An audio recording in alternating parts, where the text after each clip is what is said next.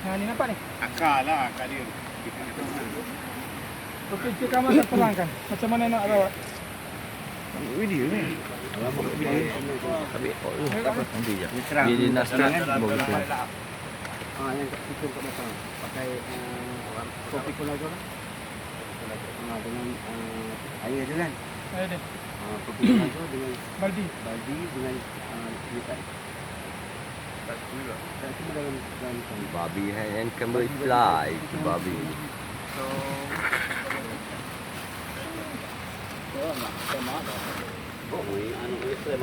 Ambil gaji balik.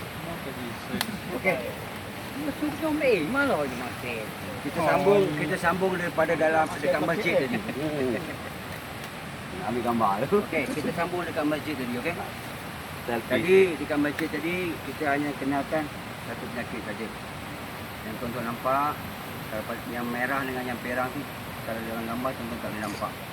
Kecuali tuan-tuan tengok secara live, secara langsung. Tahu aku nak lah. TV3, TV9, TV1. Okey, RTM. Okey. Ni kalau masuk dah. Okey, di sini saya akan tunjukkan secara langsung. Tuan-tuan punya radang yang luas.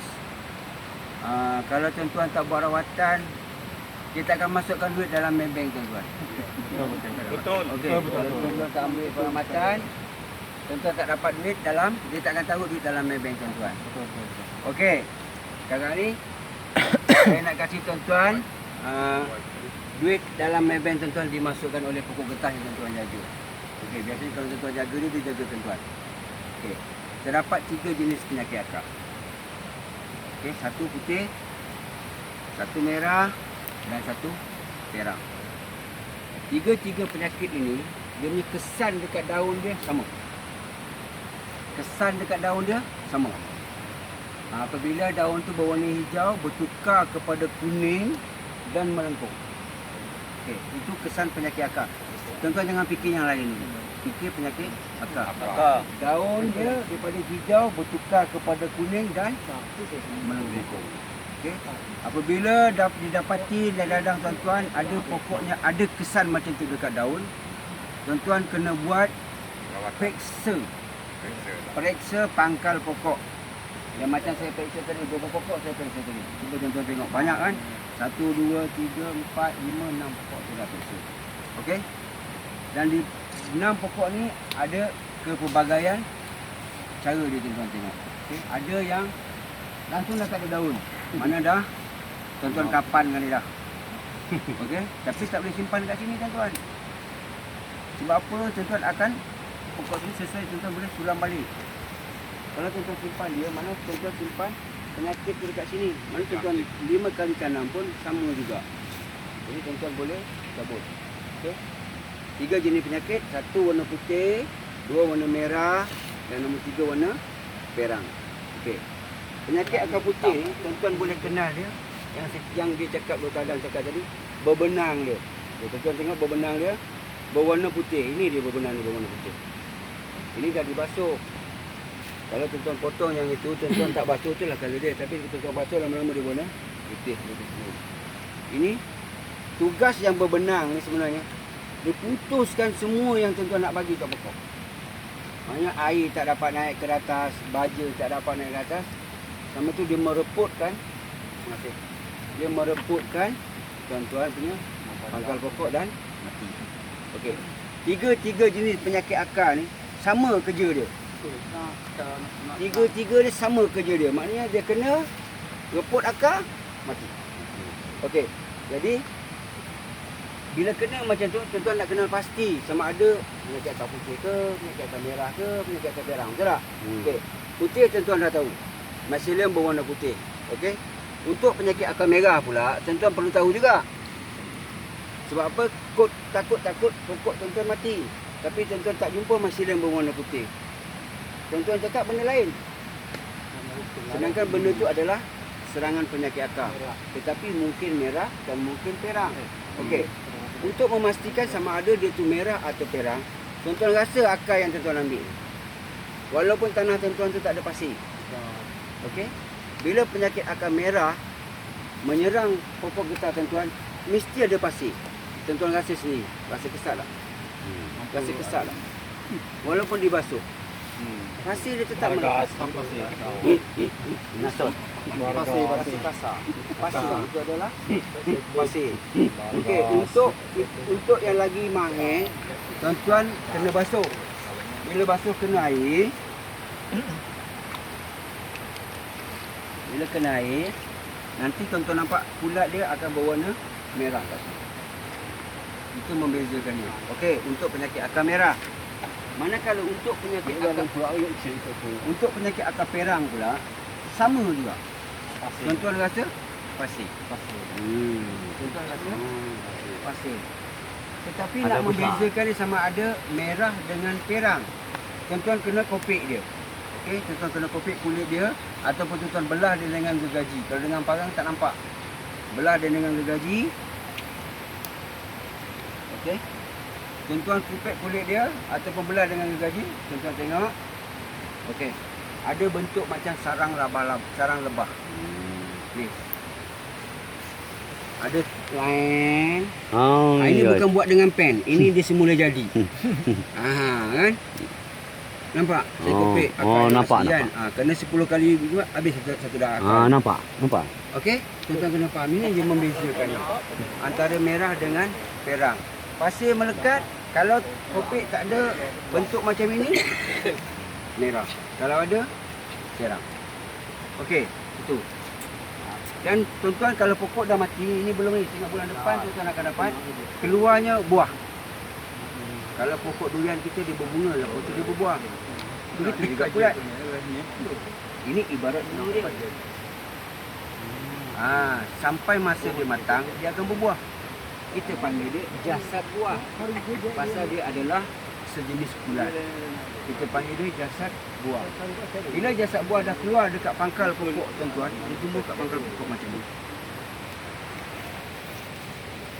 Dia tumbuh kat pangkal pokok macam ni. Okey? Dia tumbuh kat pangkal pokok macam ni. Okey. Menandakan pokok tuan-tuan tu memang tidak boleh diselamatkan sama sekali. Memang dah mati. Mana dah keluar jasad buah tu, mana pokok tu dah mati. Jadi, bila jumpa ini, janganlah tuan-tuan pergi ambil tendang.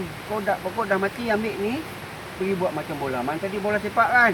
Tedah dengan pahang. Hati panas sokong pahang, pahang kalah. Jadi pergi kebun besok pagi, jasad buah terjumpa. Kita pun loyong pergi ke bawah.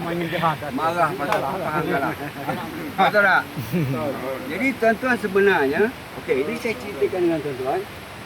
Sebenarnya, tuan-tuan menyebabkan penyakit ni merebak. Sama juga. Penyakit ni merebak. Sebab apa? Dia punya benih ni kat bawah ni berjuta-juta ni. Benih. Tempat tuan-tuan ni lembab. Bila kena hujan dan panas, benih ni ada. Kena kepada akar tuan-tuan yang luka. Semalam tuan-tuan menebas, terluka akar dia. Benih ni hinggap ke sini. Maka penyakit ni pun datang. Kena dekat pokok tuan-tuan. Jadi kalau jumpa yang ini, bawa balik, masuk dalam beg plastik. Kalau buang kat sungai tu tak apa. Kalau bakar lagi bagus. Itu cara dia mengurangkan serangan. Jangan simpan kat ladang. Jangan simpan dekat ladang. Dapat yang ambil, keluarkan dia dari ladang. Faham kan? Okay, ada persoalan. Kena Saya boleh cakap makan. ini sebelum saya pergi buat bantuan racun ni. InsyaAllah. Faham kan? Kenal pasti betul-betul. Okey, nak kenal pokok. Okey. Lepas tu keedah meracun. Sebab apa? Kami datang jauh. Kalau kami ajar ni tak dapat, rugilah kami lah. Kami dapat pahala juga, tak? Okey. InsyaAllah. Jadi apabila pokok getah tuan-tuan dia kena penyakit akar. Okey. Pokok getah ni biasanya bila tuan-tuan lukakan dia, keluar susu. Letek tak faham keluar susu. Dia, pokok tu boleh diselamatkan. Tapi kalau tak keluar susu, kami dah walaupun daun ini hijau, tuan-tuan tengok atas. Daun hijau. Cuba tuan-tuan lukakan. Saya nak tuan-tuan lukakan. Lukakan pangkal yang saya korek ni. Lukakan dah. Sana pangkal dia tu. Jangan takut. Katuk. Takkan marah dah tuan dia. Kering terus. Depan tuan-tuan sendiri tengok kan. Dia kena kanser tu. Pada yang ini saya tak Cukup. payah lukakan.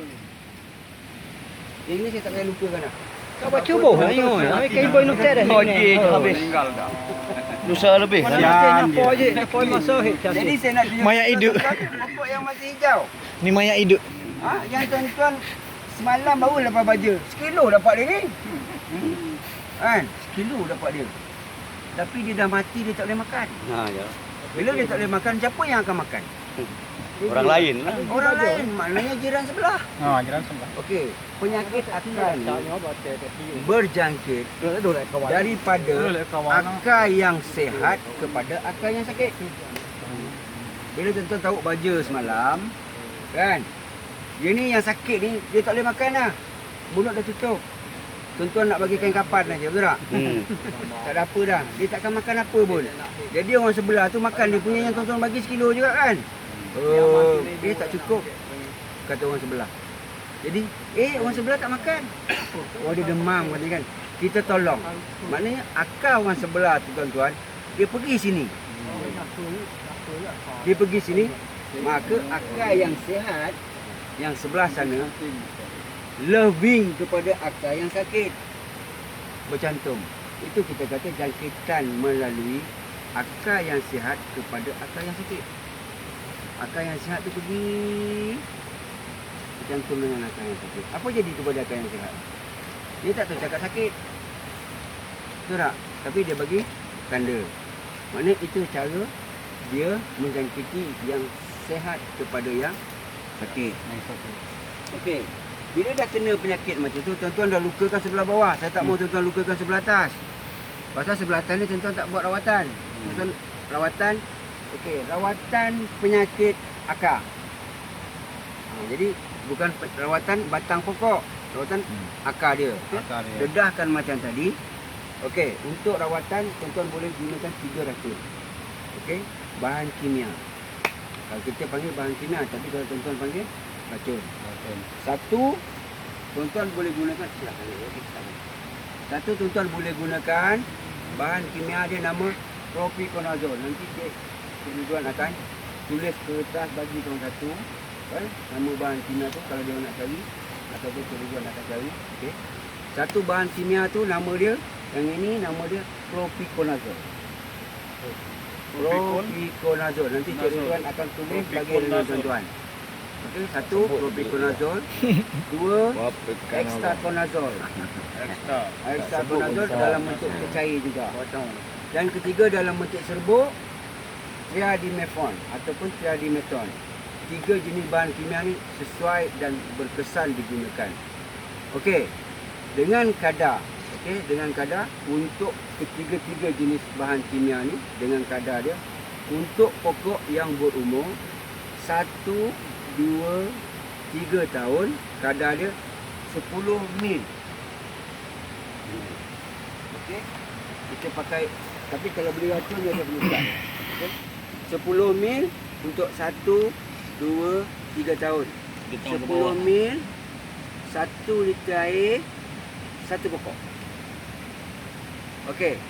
Untuk pokok yang berumur 4 dan 5 tahun, 20 mil 2 liter air 1 pokok. Itu kadar dia. Jangan cakap 15 mil 2 liter air 1 pokok. Tak berkesan. Pasal pokok tuan-tuan dah berumur 4 tahun. Untuk pokok yang lebih daripada 5 tahun, tak boleh pakai dah. Sebab apa? Akar dia sudah sampai sini. Sudah panjang. Jadi kalau tuan-tuan siram kat sana, setakat situ saja. Jadi yang lain tu tak berkesan. Jadi untuk pokok yang lebih 5 tahun, tuan-tuan kena gunakan parit pemisah. Pisahkan pokok yang sihat dengan yang sakit. Maknanya tuan-tuan kena buat pemeriksaan lah. Ni ada, dengan sana tak ada. Okey, sihat. Potong di tengah-tengah. Cangkul. Longkang lah. Buat longkang. Okey. Lebar dia minimal dia 1 lebar mata cangkul. Okey. Melebihi 2 kaki dalam. Putuskan perhubungan dan tanah yang dicangkul hendaklah ditaruh sebelah yang sakit. Okey. Akar yang bercantum antara parit dipotong keluarkan. Walaupun dia tu sihat. Okey, tak mau dibiarkan. Mana longkang tu free, kosong. Okey. Sini tanah bukit. Boleh musim hujan 3 bulan dia kambus balik. Tuan-tuan kena tengok. Kalau tidak, tuan-tuan buat 3 tahun lagi pun nak tengok dah buat parit dah 3 tahun dulu. Kambus juga, betul tak? Jadi masuk juga penyakit. Okey. Bila dah dapat macam tu, pokok boleh dirawat, mana luka kan keluar susu. Tak keluar susu tadi walaupun hijau tak guna. Tapi sebelah dia. Maknanya kalau satu pokok ni kita buat rawatan. Okey, pokok A ni buat rawatan. Pemeriksaan tak ada susu, maknanya kita pergi pokok B. Pokok B tak ada penyakit, tak ada mycelium, merah, putih ataupun perak. Tuan-tuan kena buat rawatan 1, tuan-tuan kena buat rawatan 2. Tetapi kalau sebelah sana ada pula mycelium, tuan-tuan kena pergi lagi sebelah sana 2 pokok lagi. Macam tu lah, mana kalau 1 jumpa mycelium, luka kan ada susu, mana 2 lepas dia. Faham lagi? Faham lagi? Faham tak? Faham.